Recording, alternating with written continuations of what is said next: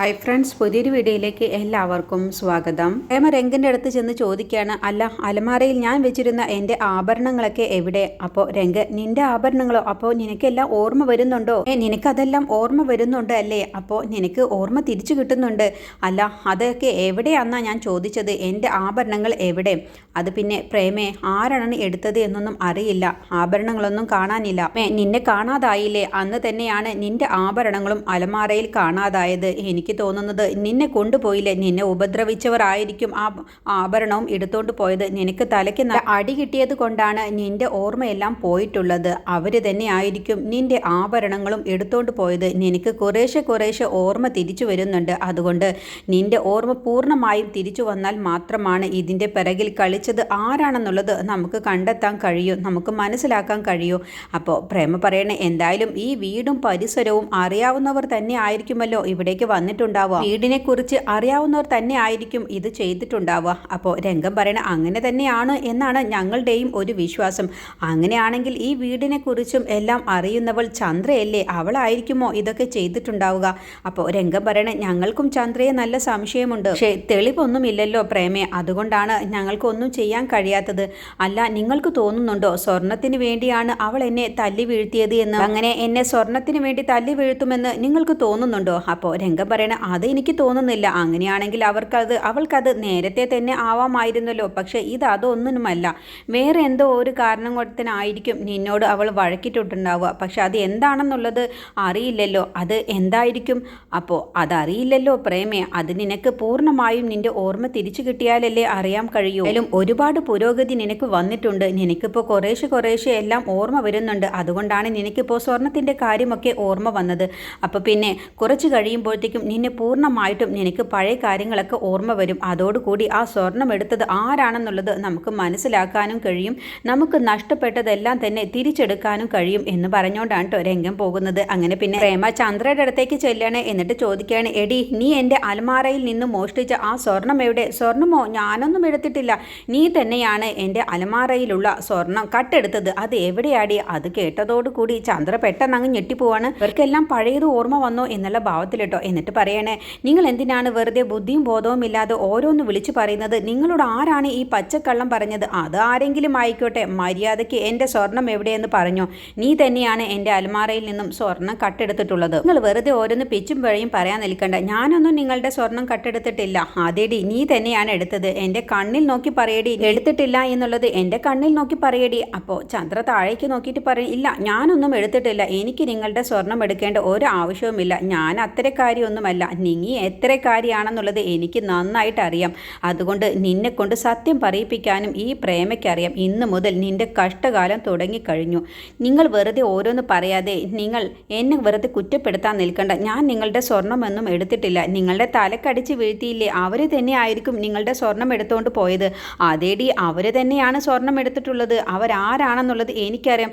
ആരാണ്? നീ തന്നെയാണ് എൻ്റെ തലക്കടിച്ചിട്ടുള്ളത്. എനിക്കറിയാം. നിന്നെ കൊണ്ട് ഞാൻ സത്യം മുഴുവനും പറയിപ്പിക്കും. ഇന്ന് മുതൽ നിന്റെ കഷ്ടകാലം തുടങ്ങാൻ പോവുകയാണ്. നീ ആരാണെന്നുള്ളതൊക്കെ എല്ലാവരും അറിയാൻ പോവുകയാണ്. ഞാൻ പ്രാർത്ഥിക്കുന്ന ചില ദൈവങ്ങളുണ്ട്. അവർ നിന്നെ കൊണ്ട് സത്യങ്ങൾ മുഴുവനും പറയിപ്പിക്കും. എന്നിട്ട് എൻ്റെ കൺമുന്നിലൂടെ നിന്നെ പിച്ചതണ്ടി നടപ്പിക്കുകയും ചെയ്യും. നീ കാത്തിരുന്ന് കണ്ടോടി എന്നും പറഞ്ഞിട്ടാണ് കേട്ടോ പ്രേമ പോകുന്നത്. അതോടുകൂടി ചന്ദ്ര അങ്ങ് പേടിച്ചു പോവുകയാണ്. ഇവർക്കെല്ലാം ഓർമ്മ വന്നിട്ടുണ്ട് എന്നാണ് തോന്നുന്നത്. ഇവരിപ്പോൾ എല്ലാം എന്നോട് എൻ്റെ മുഖത്ത് നോക്കി പറയുന്നുണ്ടല്ലോ എന്നുള്ള ഭാവത്തിൽ ടെൻഷനായിട്ടാണ് കേട്ടോ ചന്ദ്ര നിൽക്കുന്നത്. അങ്ങനെ ചന്ദ്ര പെട്ടെന്ന് തന്നെ വിഷ്ണുവിനെ വിളിക്കണം. എന്നിട്ട് വിഷ്ണുവിനോട് പറയാണ്, നിന്റെ സംശയം ശരിയാണെന്നാണ് തോന്നുന്നത്. ആ പ്രേമയ്ക്കും ഓർമ്മ തിരിച്ചു കിട്ടി എന്നാണ് തോന്നുന്നത്. അവരുടെ സ്വർണം എടുത്തതൊക്കെ ഞാനാണെന്നുള്ളത് അവരിപ്പോൾ എൻ്റെ മുഖത്ത് നോക്കി പറഞ്ഞ്. അതൊന്നും നീ കാര്യമാക്കണ്ടേ ചന്ദ്രേ. അവരോട് ആരെങ്കിലും എന്തെങ്കിലും പറഞ്ഞു കൊടുത്തിട്ടുണ്ടാവും. അതുകൊണ്ടാണ് നിന്നോട് വന്ന് ചോദിച്ചത്. അതല്ലാതെ അവർക്ക് ഓർമ്മ തിരിച്ചു കിട്ടിയാലേ നിന്നോട് ഇങ്ങനെയല്ല അവർ പെരുമാറുക. അത് എനിക്കും തോന്നി വിഷ്ണു. പക്ഷേ എന്നാലും അവരെന്നോട് ചോദിച്ചില്ലേ, അവരുടെ സ്വർണ്ണങ്ങളൊക്കെ നീയല്ലേ കട്ടെടുത്തത് എന്ന് ചോദിച്ചപ്പോൾ എനിക്കെന്തോ വല്ലാത്തൊരു പേടിയാവുന്നു. അപ്പോൾ വിഷ്ണു പറയണേ, അതിന് ആരെങ്കിലും ഉണ്ടോ വീട്ടിലെ മുഴുവൻ സ്വർണവും കട്ടെടുക്കുമോ? അത് നീയല്ലേ അങ്ങനെ ഒരു വിഡ്ഢിത്തരം ദേ വിഷ്ണു, എൻ്റെ അവസ്ഥ എന്തായിരുന്നു എന്നുള്ളത് നിനക്ക് നല്ലതുപോലെ അറിയാവുന്നതാണ്. ഞാൻ നിന്നോട് പറഞ്ഞു തന്നതാണ്. നീയാണ് എൻ്റെ സ്ഥാനത്തെങ്കിൽ നീയും ഇത് തന്നെയാണ് ചെയ്യുക. നീ ആദ്യം ഒരു കാര്യം എനിക്ക് പറഞ്ഞു താ, എന്തെങ്കിലും ഒരു വഴി പറഞ്ഞു താ. അവർക്ക് ഓർമ്മ തിരിച്ചു കിട്ടിയോ ഇല്ലയോ എന്നുള്ളത് തെളിയിക്കാൻ എന്തെങ്കിലും മാർഗമുണ്ട്? അതിന് ഒരു മാർഗവുമില്ല. എല്ലാം വരുന്ന വരുന്നിടത്ത് വെച്ച് കാണാം. അങ്ങനെയല്ല, അവർക്ക് ഓർമ്മ തിരിച്ചു കിട്ടിയാൽ നമ്മൾ രണ്ടുപേരും സ്വപ്നം കണ്ടതെല്ലാം ഇല്ലാതാവും. കാരണം അവർക്ക് ഓർമ്മ കിട്ടിയാൽ ഉറപ്പായും ഞാൻ 10-12 കൊല്ലം ജയിലിൽ കഴിയേണ്ടി വരും. കാരണം എന്തെല്ലാം ഞാൻ ചെയ്തു കുട്ടി എന്നുള്ളത് നിനക്ക് തന്നെ അറിയാവുന്നതല്ലേ. അത് എണ്ണി എണ്ണി ഞാൻ പറയേണ്ടതില്ലല്ലോ. അതുകൊണ്ട് നീ എന്തെങ്കിലും ഒരു വഴി പറഞ്ഞതാ. ഒരു വഴിയുമില്ല. അങ്ങനെ വല്ലതും വരികയാണെങ്കിൽ നമ്മുടെ വിധി പോലെ വരട്ടെ, അല്ലാതെ ഇപ്പോൾ എന്ത് ചെയ്യാനാണ്? എല്ലാം വരുന്നിടത്ത് വെച്ച് കാണാം. ഇതിനെല്ലാം കാരണം നിന്നെ തന്നെയാണ് ഞാൻ കുറ്റപ്പെടുത്തു. നിന്റെ മിസ്റ്റേക്ക് കൊണ്ടാണ് ഇങ്ങനെയൊക്കെ സംഭവിച്ചത്. അല്ലെങ്കിലും നീ എന്നെ എപ്പോഴും കുറ്റപ്പെടുത്തിയിട്ട് തന്നെയാണ്. എന്തെങ്കിലും വന്നാൽ എല്ലാ തെറ്റുകളും നീ എൻ്റെ തലയിലാണ് ഇടാറുള്ളത്. അതുപോലെയല്ല ശരത്ത്. നീയും ശരത്തും തമ്മിലുള്ള വ്യത്യാസം ഇതാണ്. ശരത്ത് എന്ത് കുറ്റം വന്നാലും അവൻ ഒരിക്കലും എന്നെ കുറ്റപ്പെടുത്തില്ല. അങ്ങനെ നീ ശരത്തിനെ പുണ്യാളനാക്കുകയാണെങ്കിൽ നീ ശരത്തിനെ അങ്ങ് കല്യാണം കഴിച്ചോ. എന്നെ അങ്ങ് വെറുതെ വിട്ടേക്ക്. ചേരേണ്ടവർ തന്നെയാണ് ചേരേണ്ടത്. നീയും ശരത്തും നല്ല മാച്ച് തന്നെയാണ്. ഏതായാലും അവനിപ്പോൾ ജയിലിലല്ലേ. നീ അങ്ങനെ അവനെ ചെറുതായി കാണുകയൊന്നും വേണ്ട. നീയും ജയിലിൽ കിടന്നത് തന്നെയാണല്ലോ. ഞാൻ നിന്നോട് ഒരു ആശയം ചോദിച്ച് വിളിച്ചപ്പോൾ നീ എന്നെ കുറ്റപ്പെടുത്തുകയല്ലേ. ഇനി ഞാൻ ഇങ്ങനെ ഒരു അബദ്ധം കാണിക്കില്ല. നീ എന്തായാലും ഫോൺ വെച്ചോ എന്ന് പറഞ്ഞ് ചന്ദ്ര ഫോൺ അങ്ങ് കട്ടാക്കുകയാണ് കേട്ടോ. പിന്നീട് ദേവിക മാലിനിയെ കാണാൻ വേണ്ടി ചെല്ലുകയാണ് വീട്ടിലേക്ക്. അപ്പോൾ മാലിനി ദേവിക വരുന്നുണ്ട്, ഇനിയിപ്പോൾ എന്നെ ഒരുപാട് വഴക്ക് പറയാനായിരിക്കും അവളുടെ വരവ് എന്നുള്ള ഭാവത്തിലാണ് കേട്ടോ നിൽക്കുന്നത്. എന്നിട്ട് ദേവിക അടുത്തേക്ക് വന്നപ്പോൾ മാലിനി പറയണ നീ എന്നെ വഴക്ക് പറയുകയോ എന്താന്ന് വെച്ച് ചെയ്തോ. ഞാൻ അതിനൊന്നുമല്ല ഞാൻ വന്നത്. ഞാൻ ചേച്ചിയെ കാണാൻ വേണ്ടി വന്നത്. ചേച്ചിയുടെ ഭാഗത്ത് നിന്ന് ഇങ്ങനെ ഒരു പ്രവൃത്തി ഉണ്ടാകുമെന്ന് ഞാൻ കരുതിയില്ല. നാട്ടുകാർക്ക് ഇങ്ങനെ ഒരു അവസരം ചേച്ചി ഉണ്ടാക്കി കൊടുക്കാൻ പാടില്ലായിരുന്നു. അതിന് നാട്ടുകാരിങ്ങനെയൊക്കെ ചെയ്തത് എൻ്റെ തെറ്റുകൊണ്ടാണോ? ഇതിൻ്റെ പിറകിൽ ആരോ ഉണ്ട് എന്നാണ് എനിക്ക് തോന്നുന്നത്. ഞങ്ങളെ നാറ്റിക്കണം എന്നുള്ള ഉദ്ദേശം മാത്രമായിരുന്നു. അപ്പോൾ ദേവിക പറയണ അതിലവർ വിജയിച്ചില്ലേ. ഇതൊക്കെ ചേച്ചിയും നിരഞ്ജൻ ഡോക്ടറും മുൻകൂട്ടി കാണണമായിരുന്നു ഇവരിങ്ങനെ നാറ്റിക്കാൻ ഒരുങ്ങുമെന്നുള്ളത്. അതുകൊണ്ട് ഇങ്ങനെയൊന്നും ചെയ്യാൻ നിങ്ങൾ പാടില്ലായിരുന്നു. ദേവിക, ഞങ്ങൾ ഒരു തെറ്റും ചെയ്തിട്ടില്ല. അത് നീ ഒന്ന് മനസ്സിലാക്കണം. നീ ഞങ്ങളോടൊപ്പം നിൽക്കണം. ഇല്ല ചേച്ചി, ഞാൻ നിങ്ങളോടൊപ്പം ഒരിക്കലും കൂട്ടു നിൽക്കില്ല. ഒരു കുടുംബം തകർക്കാൻ ഞാൻ ഒരിക്കലും ചേച്ചിയോടൊപ്പം കൂട്ടു നിൽക്കില്ല. അക്ഷര മേഡത്തിൻ്റെ കഴുത്തിൽ ഒരു താലിയുണ്ട്. അത് എന്നും അവിടെ തന്നെ വേണം. അത് അഴിച്ചു മാറ്റാൻ ആര് നോക്കിയാലും ഞാൻ അതിന് കൂട്ടു നിൽക്കില്ല. അത് കേട്ടപ്പോൾ മാലിനി പറയണേ, കണ്ടില്ലേ അക്ഷരയോടൊപ്പം എത്ര പേരുണ്ട്. നീ ആദ്യം ഒരു കാര്യം മനസ്സിലാക്കണം. എനിക്ക് ഇങ്ങനെ ഒരു അവസ്ഥ വരുത്തിയത് ആരാണ്? അക്ഷരയും ജയശങ്കറും കൂടിയാണ്. അവൾക്കൊരു താലിയെങ്കിലും ഉണ്ട്. പക്ഷെ എനിക്ക് അങ്ങനെ ഒരു താലിയുണ്ടോ? എൻ്റെ ഈ അവസ്ഥയ്ക്കും ഞാനിപ്പോൾ ഒറ്റയ്ക്ക് താമസിക്കാനുള്ള അവസ്ഥ വരുത്തിയതും എല്ലാം അവർ തന്നെയല്ലേ. അതുകൊണ്ട് ഇനിയെങ്കിലും ഞാൻ എനിക്ക് വേണ്ടി ജീവിക്കും. അതുകൊണ്ട് ഞാൻ ആരുടെയും ഉപദേശം സ്വീകരിക്കാൻ തയ്യാറല്ല. എനിക്ക് എങ്ങനെയാണ് ജീവിക്കണമെന്ന് തോന്നുന്നത് അതുപോലെ ഞാൻ ജീവിക്കും. അതിന് എന്നെ ആരും ഉപദേശിക്കാൻ നിൽക്കണ്ട എന്ന് പറഞ്ഞ് മാലിനി അങ്ങ് അകത്ത് കയറി പോവാട്ടോ. അപ്പോൾ ദേവികയ്ക്ക് എന്ത് ചെയ്യണമെന്ന് അറിയാതെയാണ് നിൽക്കുന്നത്. ഇതിപ്പോൾ മൊത്തം പ്രശ്നമാകുന്ന ലക്ഷണമാണല്ലോ എന്നുള്ള ഭാവത്തിൽ കേട്ടോ.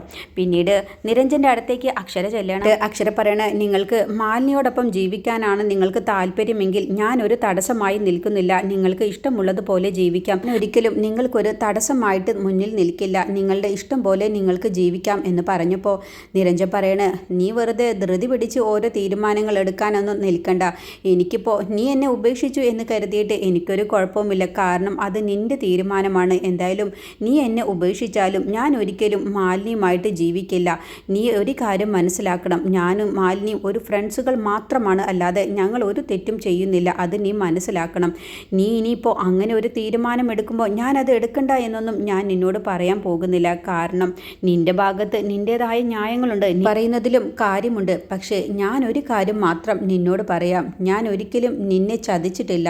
നീ ഇല്ലാതെ എനിക്കൊരു ജീവിതവും ഉണ്ടാവില്ല. അതിനെനിക്ക് ഇപ്പോൾ മനസ്സിലാവില്ല. നീ ഇപ്പോൾ എന്നെ ഈ തെറ്റിദ്ധരിക്കുന്നതും എല്ലാം നിനക്ക് ഇന്നല്ലെങ്കിൽ നാളെ മനസ്സിലാവും.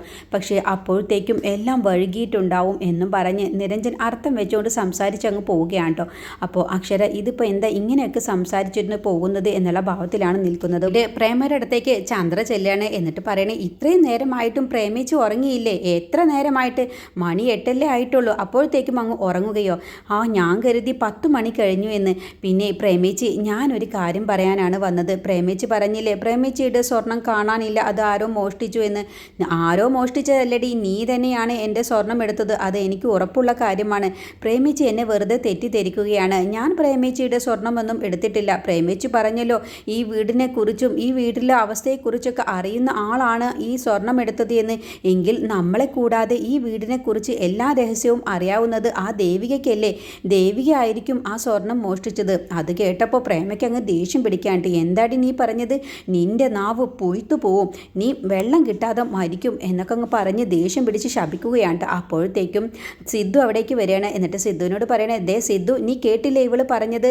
ഈ വീട്ടിൽ നിന്നും സ്വർണം മോഷ്ടിച്ചത്, എൻ്റെ സ്വർണം മോഷ്ടിച്ചത് ദേവികയാണെന്നാണ് ഇവൾ പറയുന്നത്. അവളെ എന്താണ് ചെയ്യേണ്ടത് സിദ്ധു, നീ തന്നെ പറ. അപ്പോൾ സിദ്ധു പറയണേ, ഒരിക്കലും ദേവികയാണ് സ്വർണം എടുത്തത് എന്ന് ഞങ്ങൾ വിശ്വസിക്കില്ല. അതേ സിദ്ധുവേട്ടാ, ദേവിക തന്നെയാണ് എടുത്തിട്ടുള്ളത്. അല്ല, ഒരിക്കലുമല്ല, നീയാണ് സ്വർണം എടുത്തത് എന്ന് ഞങ്ങൾക്ക് നല്ല സംശയമുണ്ട്. കാരണം നീ പണ്ടത്തെ കാര്യമൊന്ന് ഓർത്തു നോക്ക്. ഈ വീട്ടിൽ നിന്നും ഒരു മാല കാണാതായത് നീ ഓർക്കുന്നുണ്ടോ? ആ മാല എടുത്തത് നീ ആയിരുന്നു. എന്നിട്ട് ആ മാല കണ്ടുപിടിക്കുന്നത് വരെ നീ എന്താണ് പറഞ്ഞത്? നീ എടുത്തിട്ടില്ല എന്ന് പറഞ്ഞ് നീ നല്ലവളായി സംസാരിക്കുകയല്ലേ ചെയ്തത്? അതുപോലെ നീ തന്നെയാണ് പ്രേമേച്ചിയുടെ ഇവിടെയുള്ള സ്വർണങ്ങളെല്ലാം എടുത്തത് എന്ന് ഞങ്ങൾക്ക് നല്ല വിശ്വാസമുണ്ട്. പക്ഷേ തെളിവില്ലാത്തത് കൊണ്ട് മാത്രമാണ് നീ ഇപ്പോൾ ഇങ്ങനെ നടക്കുന്നത്. നീ തന്നെയാണ് കള്ളി, എനിക്ക് ഉറപ്പുണ്ട്. നീ കള്ളന് കഞ്ഞി വെച്ചവളാണ്, നീ തന്നെയാണ് സ്വർണം എടുത്തത് എന്ന് പറഞ്ഞ് പ്രേമയുടെ മുന്നിൽ വെച്ച് തന്നെ ചന്ദ്രയെ സിദ്ധു വല്ലാതെ അങ്ങ് കുറ്റപ്പെടുത്തുകയാണ് കേട്ടോ. അത് കേൾക്കുന്ന പ്രേമയ്ക്ക് നല്ല സന്തോഷമാവാണ്. പക്ഷേ ചന്ദ്രയ്ക്ക് പിന്നെ ഉത്തരം മുട്ടിയിട്ടാണ് കേട്ടോ സിദ്ധുവിൻ്റെ മുന്നിൽ നിൽക്കുന്നത്.